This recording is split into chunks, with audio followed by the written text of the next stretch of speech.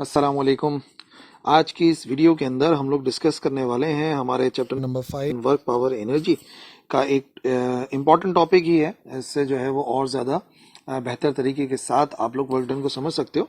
और वो टॉपिक है work done by variable force. किसी वेरिएबल फोर्स से जो वर्क होता है उसके लिए क्या फॉर्मूला यूज़ किया जाता है, क्या तरीक़ेकार इस्तेमाल किया जाता है to find out the work, ये आज की वीडियो के अंदर हम लोग समझने वाले हैं। देखो, हमें एक जनरल फॉर्मूला पता है वर्क का, जो कि अगर फोर्स और डिस्प्लेसमेंट सेम डायरेक्शन में है तो होता है F इंटू एस, यानी force into displacement when force and displacement are in the same direction. लेकिन याद रखो, ये फॉर्मूला हम तब यूज करते हैं जब फोर्स की एक कांस्टेंट वैल्यू हो थ्रू आउट द मोशन। ठीक है ना? क्या मतलब ये है, मिसाल के तौर पे अगर मैं आपको समझाऊं तो ये एक ऑब्जेक्ट है, ठीक है ना, किसी सरफेस के ऊपर रखा हुआ है। इसके ऊपर फोर्स अप्लाई की गई, लेट से वो पॉइंट ए पर था, फिर वो यहाँ से मूव करते करते पहुंच गया पॉइंट बी पर। ठीक है ना, यहाँ कहीं पे पहुंच गया पॉइंट बी पर। तो जब तक वो मूव कर रहा था ना, यानी कि जब तक वो डिस्प्लेसमेंट कवर कर रहा था एस, जब तक बॉडी पर वर्क हो रहा था, तब तक फोर्स की वैल्यू चेंज नहीं होनी चाहिए, फोर्स कांस्टेंट रहनी चाहिए। तब जाके जो है ना हम इस फॉर्मूले को इस्तेमाल कर सकते हैं। वरना फिर सोचो, अगर यहाँ पे फोर्स थी 2 न्यूटन, यहाँ पे हो गई 5 न्यूटन, यहाँ पर हो गई 10 न्यूटन, तो अब यहाँ पे कौन सी फोर्स की वैल्यू लगाओ? ठीक है ना? तो ये वाला फॉर्मूला हम लोग यूज ही तब करते हैं जब जो है फोर्स की एक स्पेसिफिक वैल्यू होती है।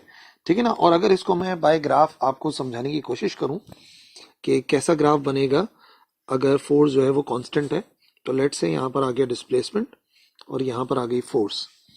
तो जो ग्राफ बनेगा बिटवीन फोर्स एंड डिस्प्लेसमेंट वो ये कि देखो, डिस्प्लेसमेंट तो बढ़ती चली जा रही है लेकिन फोर्स की एक स्पेसिफिक वैल्यू है। तो मिसाल के तौर पे पहले कुछ डिस्प्लेसमेंट थी पॉइंट ए वाली, ठीक है ना, फिर फोर्स उतनी ही रही और बॉडी जो है वो कहाँ तक पहुंच गई? पॉइंट बी तक पहुंच गई। तो जो डिस्प्लेसमेंट है वो ए से लेके बी तक की हो गई, लेकिन हाँ, थ्रू आउट जो फोर्स की वैल्यू है वो सेम रही। फोर्स की वैल्यू कितनी रही? फोर्स की वैल्यू रही F। तो ये जो ग्राफ है ना, ये होता है जब भी वर्क डन होता है बाय अ कांस्टेंट फोर्स। लेकिन सोचो क्या होगा ग्राफ के साथ अगर कोई बॉडी वर्क कर रही है और फोर्स जो है वो वेरी करेगी। ठीक है ना? तो अब जो ग्राफ बनेगा वो कुछ इस किस्म का बनेगा। लेट से ये आ गई फोर्स, ये आ गई डिस्प्लेसमेंट। तो अब जो ग्राफ होगा ना वो एक पर्टिकुलर नहीं होगा, बल्कि वो थोड़ा सा वेरी करेगा। जैसे यहां पर देखो, पहले फोर्स की वैल्यू मैंने दिखाई इतनी, ज्यादा वेरिएशन नहीं कराई, लेकिन पहले फोर्स इतनी है, फिर इधर ज्यादा हो गई, फिर कम हो गई, फिर ज्यादा हो गई। तो देख लो यहाँ पे 3 जगह पर वेरी कर ही रही है। तो ऐसी सूरत में हम वर्क को कैसे कैलकुलेट करेंगे, यह है हमारा सवाल। और यह है पूरी लॉजिक जो आज हम लोग समझने वाले हैं कि वर्क डन यहाँ पे जो हुआ है वो किसकी वजह से हुआ है? वो हुआ है बाय अ वेरिंग फोर्स, एक वेरिएबल फोर्स की वजह से। और आप देख लो लगातार फोर्स जो है वो वेरी कर रही थी। तो ऐसी सूरत में हम कैसे कैलकुलेशन करते हैं, तो ये हमें आज समझना है। ठीक है ना? सबसे पहले एक ग्राफ देखो। ठीक है, तो इस ग्राफ के अंदर आप देख लो जो फोर्स है वो वेरी कर रही है। ठीक है ना? यहाँ पर फोर्स कुछ और है, यहाँ पे फोर्स कुछ और है, यानी कि लगातार फोर्स वेरी करी। तो पता क्या करेंगे, हम इस पूरी डिस्प्लेसमेंट को स्मॉल पार्ट्स में ब्रेक करेंगे, कई सारे स्मॉल पार्ट्स में ब्रेक करेंगे। यानी जो पहली डिस्प्लेसमेंट है ना, यहाँ पे मिसाल के तौर पे जो पहली डिस्प्लेसमेंट है ये हो गई x1, ये दूसरी डिस्प्लेसमेंट हो गई x2, तीसरी हो गई x3 और आखिरी वाली जो है उसको हम नाम देंगे xn, क्योंकि समझ लो हमने उसको n पार्ट्स में ब्रेक कर दिया। और याद रखो, हर दो के दरमियान का जो डिस्टेंस है ना, यानी कि अगर आप ये डिस्टेंस मेजर करना चाहो या ये डिस्टेंस मेजर करना चाहो, तो इसकी एक स्पेसिफिक वैल्यू है जो बराबर है डेल्टा x के। ठीक है ना? यानी कि हम ये लिख सकते हैं यहाँ पर कि x2 में से अगर x1 को माइनस करूंगा तो वो बराबर आएगा डेल्टा x के, या x3 में से x2 को माइनस करूंगा तो वो भी किसके बराबर आएगा? डेल्टा x के। ठीक है ना? ये हम ऐसा क्यों कर रहे हैं, ब्रेक क्यों कर रहे हैं? क्योंकि देखो, यहां से लेके यहां तक अगर देखा जाए ना, तो फोर्स में ऐसी कोई खास वेरिएशन आई नहीं है।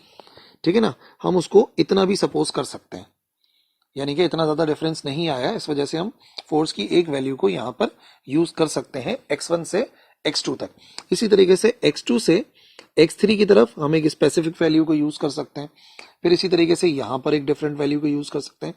तो कहने का मतलब यह है कि ये जो छोटा सा पोर्शन है ना, यहां पे फोर्स ऑलमोस्ट कांस्टेंट रहेगी, फिर यहां पे फोर्स ऑलमोस्ट कांस्टेंट रहेगी। तो मिसाल के तौर पे हम क्या करेंगे, हम जब पहला वाला वर्क निकालेंगे तो हम क्या करेंगे, हम यहाँ पे फॉर्मूला इस्तेमाल करेंगे कौन सी वाली फोर्स का, जो पहले ब्लॉक में थी उसको नाम दे देंगे F1 का, ठीक है ना। और डिस्प्लेसमेंट कितना कवर हुआ, तो याद रखो पहले वाले में डिस्प्लेसमेंट कवर हुआ है x2 माइनस x1, और ये जो x2 माइनस x1 है इसको क्या लिख सकते हैं, इसको लिख सकते हैं डेल्टा x ही लिख सकते हैं। तो ये हो जाएगा किसके बराबर, ये हो जाएगा W1, ठीक है। इसी तरीके से सिमिलरली जब हमें W2 निकालना होगा तो वैल्यू हम इस्तेमाल करेंगे F2 की, ठीक है ना। और फॉर एग्जांपल हमने अगर इसको ब्रेक इस तरीके से किया कि फोर्सेस, ये डिस्प्लेसमेंट भी जरूरी नहीं हो सकता है ये किसी और चीज के बराबर हो, तो हम क्या कर देंगे, इसको हम कर देंगे डेल्टा x1, और दूसरे वाले को क्या कर देंगे, इसको हम कर देंगे डेल्टा x2।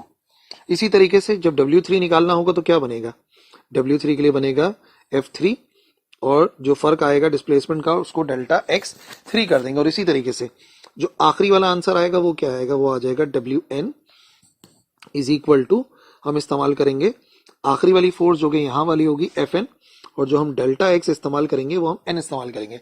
वैसे तो हम कोशिश ये करते हैं कि हम इसको स्मॉल पार्ट्स में ब्रेक करें, लेकिन मैं कह रहा हूं कि अगर ये स्मॉल पार्ट्स नहीं है, कुछ ज्यादा कुछ कम भी हो जाएगा, तो एक को डेल्टा x1 कर देंगे, एक को डेल्टा x2, और आखिरी वाला क्या हो जाएगा, आखिरी वाला हो जाएगा डेल्टा xn। तो इसी तरीके से अब अगर हमें निकालना होगा total work done, total work done, तो वो कैसे फाइंड करेंगे, तो याद रखो उसको हम बोल देंगे W इज इक्वल टू, किस किस को ऐड करना पड़ेगा, W1 plus W2 plus W3, और कहां तक चलेगा ये चलेगा Wn तक, यानी कि सारे के सारे वर्क को हमें ऐड करेंगे तो हमें टोटल वर्क मिल जाएगा। तो इधर क्या बनेगा, इधर बनेगा F1 delta x1 plus F2 delta x2 plus F3 delta x3, और ये कहां तक चलेगा, फाइनली आ जाएगा हमारे पास Fn डेल्टा xn।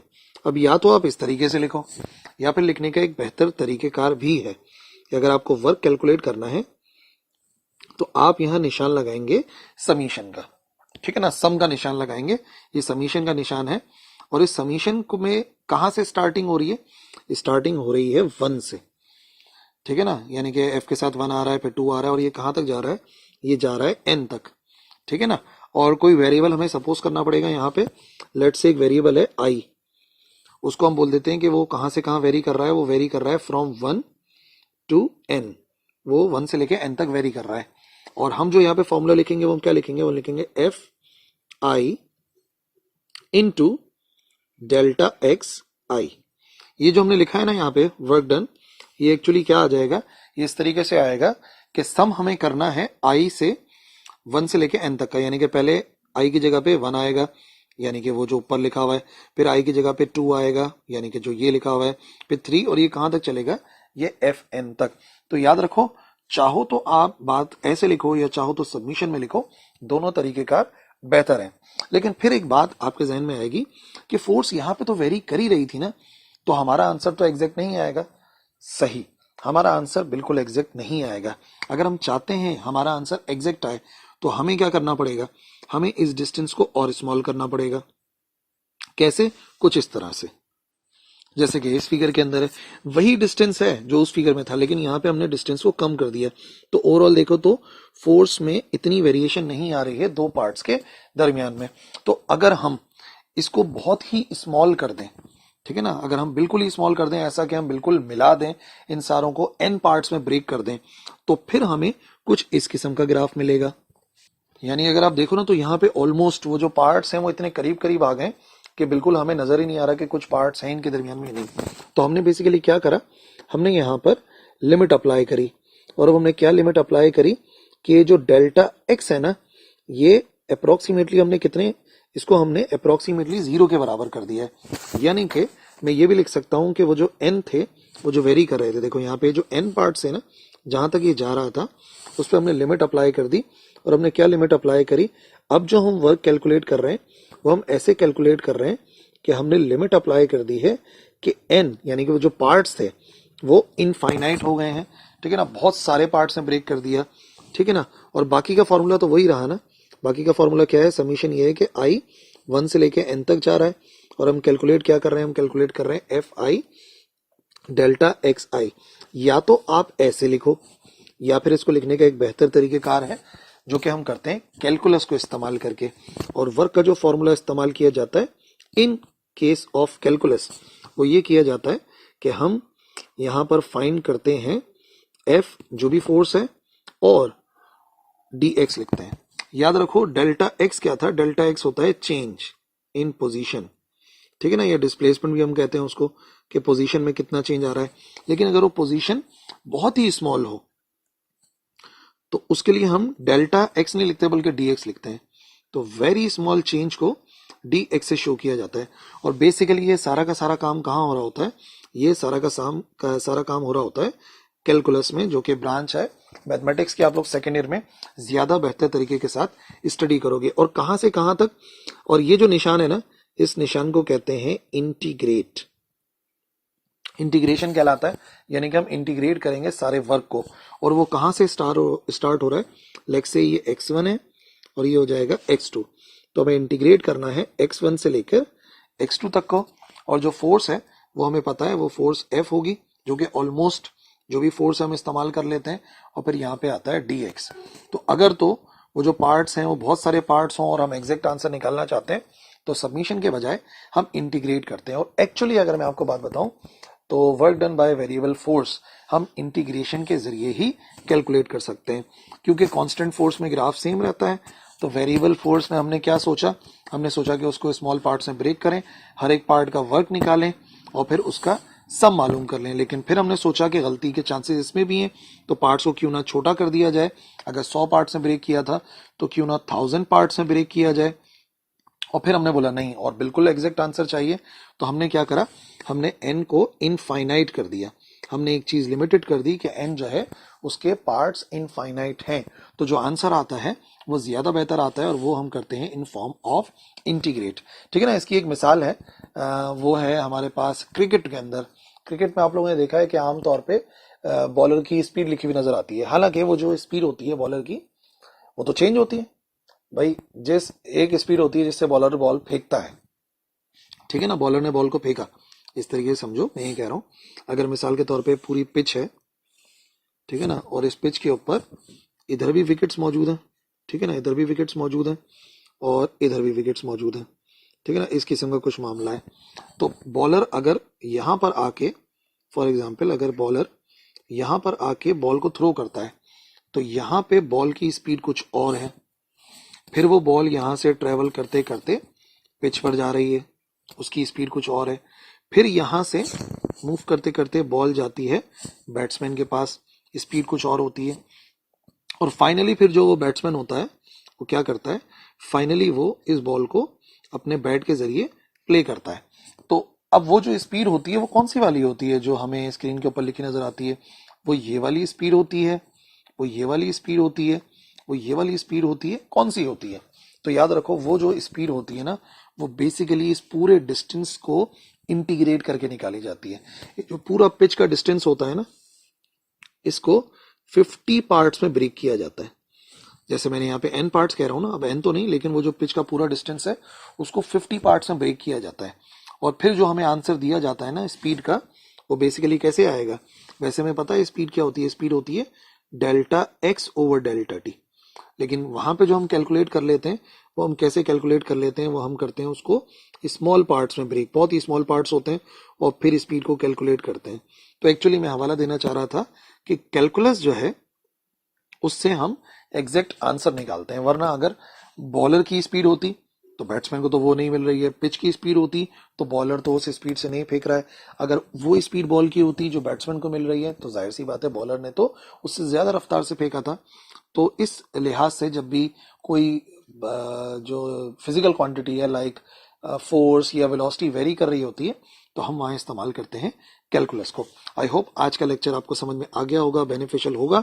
कोई कंफ्यूजन बाकी है तो आप लिख सकते हैं कमेंट सेक्शन के अंदर, मैं इंशाल्लाह रिप्लाई करूंगा। That's all for today, Allah Hafiz.